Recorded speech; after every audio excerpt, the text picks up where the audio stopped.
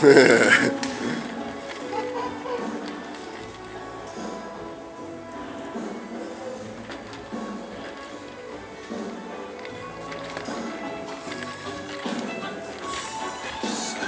cool.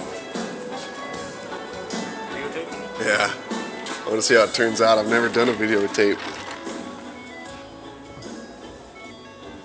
It's all dark.